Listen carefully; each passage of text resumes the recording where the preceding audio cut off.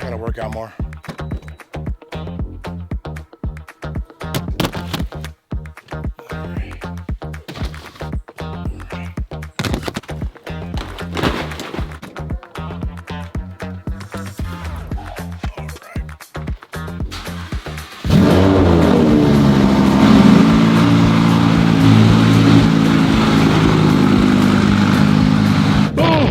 What up, world? Welcome back to another episode of Skinny's World. The car is packed up. My mom and Valerie inside the car. We're heading up to SoCal Autofest to San Bernardino. Boy got invited as a special guest. So hang on tight. We're headed up to meet up with some other folks. Oh, and it is gonna be a fun day.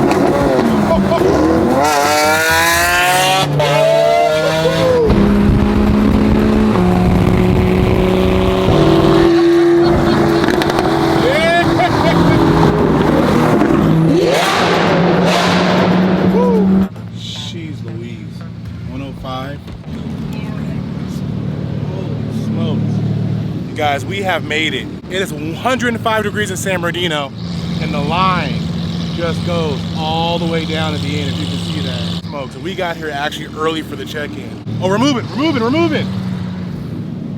And it stopped.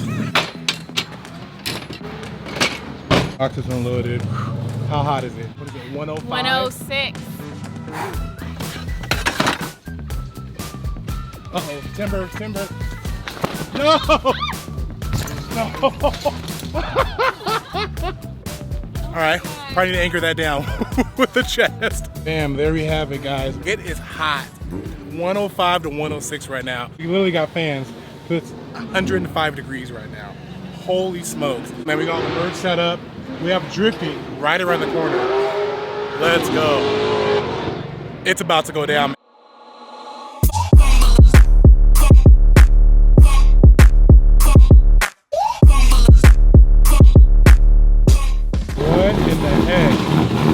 Oh my God. What is in this thing? Holy crap. What? Oh my God. That is wild.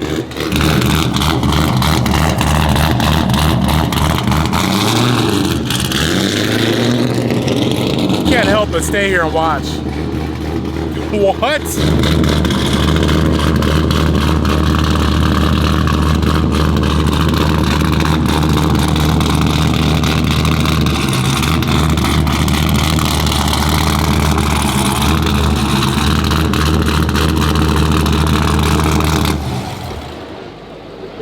I take it you have no air conditioning? Listen, this America. I let the blood of my enemies keep me cool. There you go. Oh my God. Holy, you have gotta be kidding me. Wow. 5.7 liters of America. You know what I'm saying? Amazing. All the other countries couldn't do it. Mr. Russia, I'm stopping the conflict right now. Let's go. Thank you. Feel like John Morant, need a triple double. Told him check the stats, yeah I got a couple. I don't drive the ball, now I never fumble. I'm the MVP, now I feel like Russell. Yeah I need it now, told him on the lay.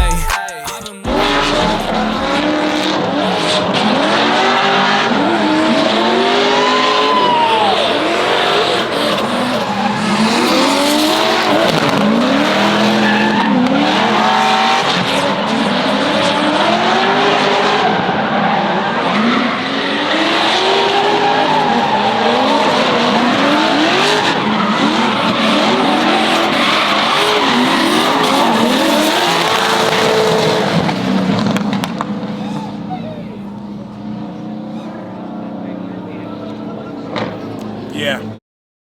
Woo, they're getting it. They're getting it. Woo. SSR Performance, they actually have a little kickoff for their new location, man. So I'm gonna go check that out. That should be lit. Let me catch up so I can get some rollers of this Senna GTR. It is, wow.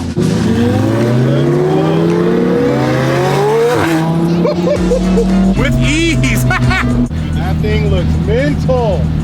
Oh my gosh. I'm super excited though because we go to SSR. My boy Moshi got a brand new car. I can't wait to show you guys what it is. The story behind that car, it's amazing. I don't want to spoil it for you guys. So when we get there, we talk to him. You'll see why he got that car and why it took him so much time and what the grind was behind it to get it. It's not what you think. So hang on tight and you'll want to hear the story. It's pretty inspirational. Woo!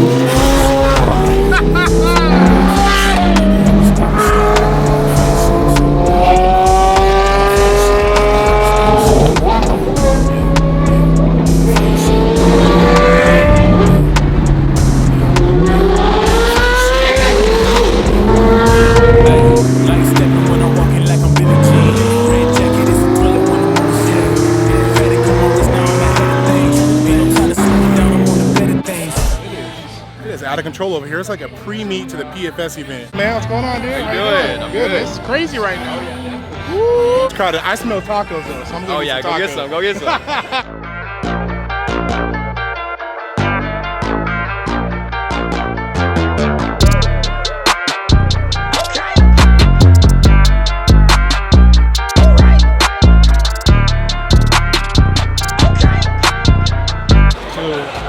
It is freaking crazy in here. Look at this. It is out of control. All the Lamborghinis are on that side. You got like McLaren Row over here on this side. It is freaking packed in here. In front of me, you got a sick 4 GT. Look at this thing. Woo. Amazing. All right, guys, we're taking a little time out from the craziness at SSR. The event was so crazy, it was so loud, the music was pumping, that I didn't have a chance to actually really talk and hear Moshi. So I really wanted to make sure that I was able to get an isolated situation where we could hear his story and how he was able to get his dream car. So just listen to this, man. It's not your typical, story of I financially was able to reach my goal and get this dream car. Let's FaceTime real quick and I'll have him kind of explain. What is up, my man? Mosh, I got everybody here. I was letting everybody know how like your story isn't the typical I saved up money and financially I got my dream car, that there was more behind the story. Yeah, 100%. We chase money so much, right? We're designed as the leaders of our family, the men to bring home the bacon, right? And just make sure we take care of the family. And so I grew up from the culture of the Middle Easterns. My uncles taught me since I was 12 years old. I was working in swap meets and I always had that hustle in me, just meeting different personalities, and going to the swap meets. Like for example, the Pomona Fairplex, we would do 10,000 different people on a weekend. As a 12-year-old, I had to adapt to like 70-year-old personalities, 30-year-old personalities. And as we're younger, we're active, right? Football and all that. I was tight end, yada, yada, yada. And I was whatever, $180 and I was 6 foot and I was pretty fit. You still have that eating habit of downing you and the boys going to Carl's Jr. and killing 2 famous stars right after practice or whatever. Right. So you have that activity where you're not gaining weight. And as you slowly transition into, being married and going from doing work at work to delegating work, yep. and then all of a sudden you're sitting down, you're finding yourself meeting with clients.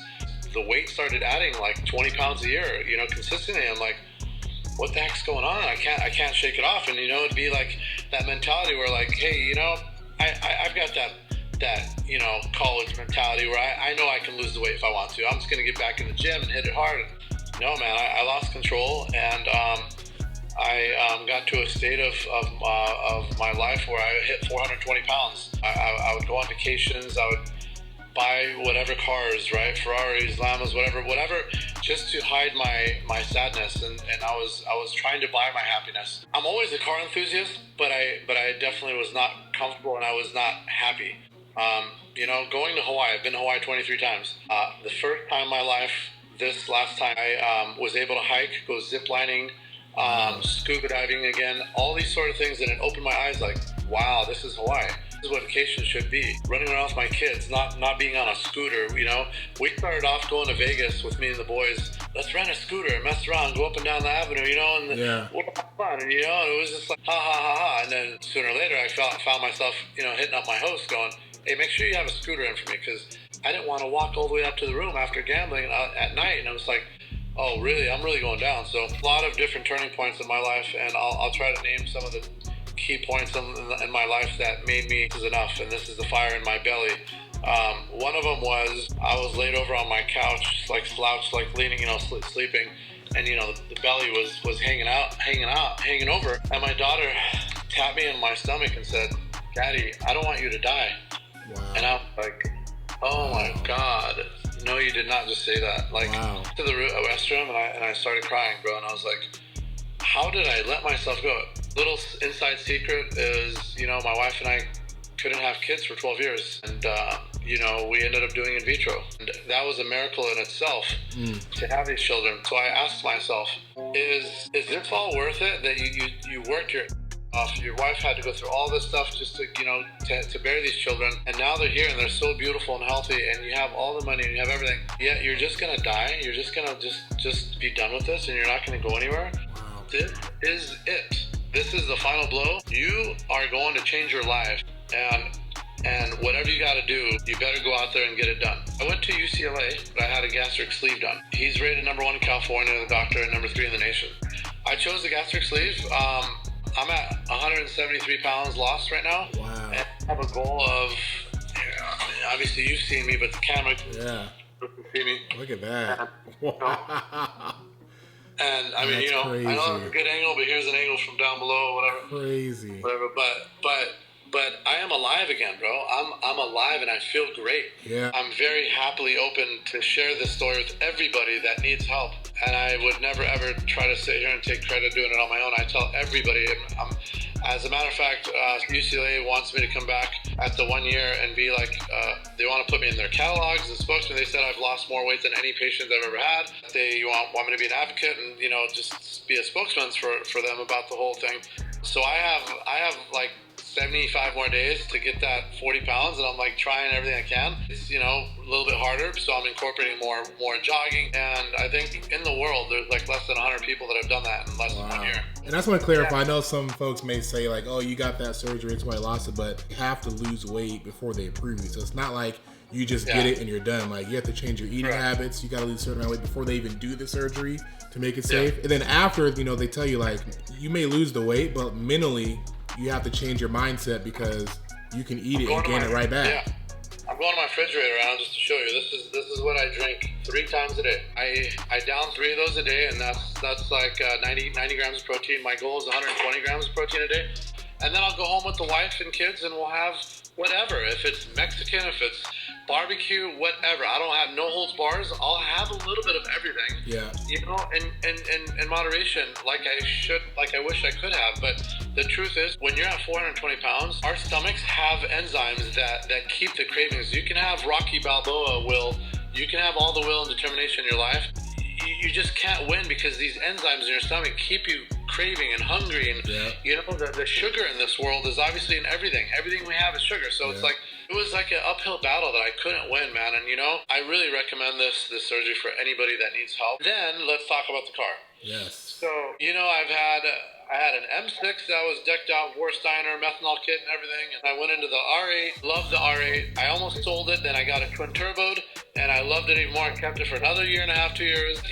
Transitioning to that F8, and we had a good time with that. And you obviously shot that, and you saw the world's biggest Ferrari flames. And we to be honest, it was very comfortable because Ferrari, that particular car had a lot of room and it was comfort seats. I'm gonna keep you 100. I'm 400 pounds. You can barely move around and be flat. Now it's like boom, boom, boom. I can get in there and do salsa dance in there, baby. But at the end of the day, I always wanted the Aventador. I always wanted the Aventador because it's, in my opinion, the best sounding vehicle out there, the V12 naturally aspirated. With that, everybody's like, yo, Moshi, you need a Lambo, man. You're a big boy. You need to get that big body. And I'm like, I can't fit in that Aventador, man. And I'm not going to buy it. My biggest dreams is to get in that car, drive it, and rock it and feel comfortable. Man, that's pretty much the story. I mean, what questions you might have? I don't have any. It's just, I met you when you had the R8, so it's been, I don't know, 4 or 5 years we've known each other, and I know we always talked about fitness on and off and being a dad and working, and I love talking to you about it. You motivated me too, bro. You and Damon were one of the ones that, like that day we were at the Chick-fil-A and we were at the Ferrari that one night. We were talking. I remember that. And like, what people should know after watching this video of yours If you need help, reach out, DM me, Moshi TV. More than happy to sit down and talk to you guys about my journey. Well, thanks, man. Thanks for sharing your story, man. I really want to get this out because it's one that'll change lives for sure. I love you and I love what you do.